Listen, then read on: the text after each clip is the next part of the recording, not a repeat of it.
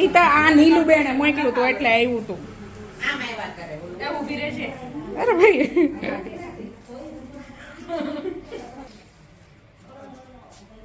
ચલો આજે અમે આવી ગયા છે અમારા નણંદબાના ઘરે જમવાનું છે લંચ માટે તો આવ્યા છીએ લંચમાં. ચાલો શું બનાવ્યું છે પહેલા ઈ જોઈ આવીએ આપણે.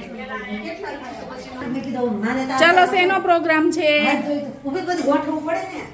આ રગડો છે, પાણીપુરી,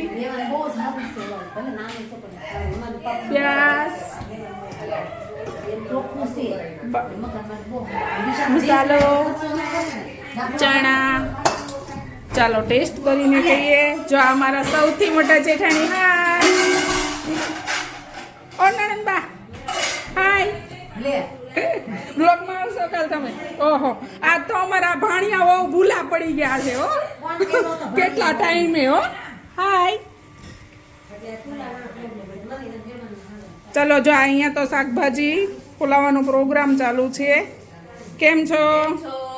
જો અમારા બીજો નંબર નણંદ, બીજો નંબર નહીં ચોથો નંબર કા ત્રીજો નંબર, હા ત્રીજો નંબર નણંદ. આ 7મો નંબર, અહીંયા પહેલો નંબર પછી બીજો નંબર ને ત્રીજો નંબર અંદર.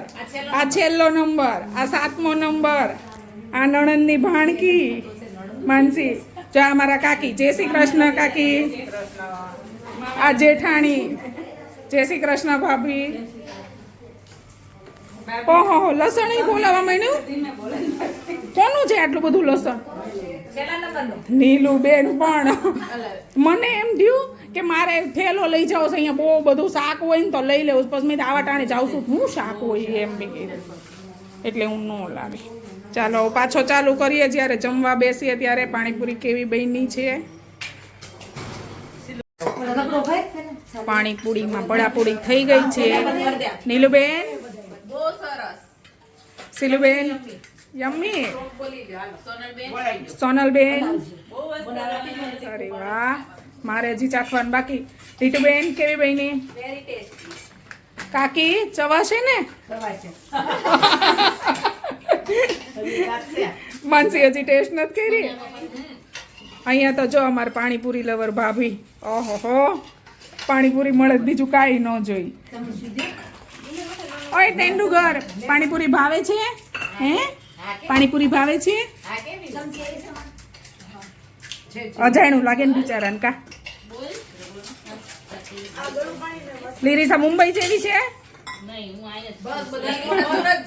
નહીં મુંબઈ જેવી પાણીપુરી છે લીરીસા. બાકી છે. અમાર ભાભી તો હજી બધાને દેવામાં આનંદભાઈ લે છે. ચાલો ટેસ્ટ કરીને કહીએ કેવી.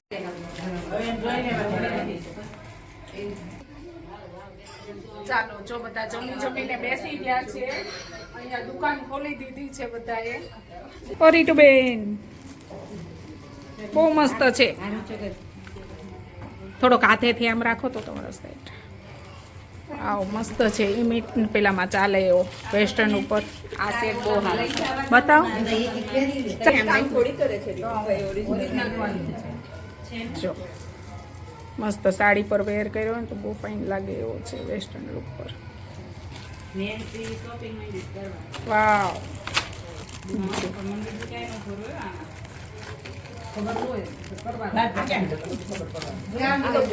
નીલુબેન કેટલા ટાઈમનું લસણ છે આ ફોલવાનું? આના 3 કલર છે. આમાં 3 કલર છે. પછી આમાં પણ 3 કલર છે. Orange, pink. મેરેજમાં લઈને ગયા હોય તો ટ્રેડિશનલ મોતીનો લુક આપે એવું છે. બહુ ફાઇન લાગે એવું છે. હાથમાં હોય તો કેટલાનું?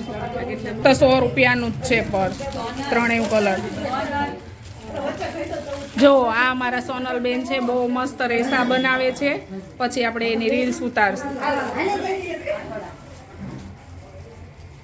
જો અમારા બેનને તો 10 વર્ષથી જ્યાં જાય ત્યાં કામ લઈને જ જાય. વીણમાં બોલવાનું ચાલુ જ હોય.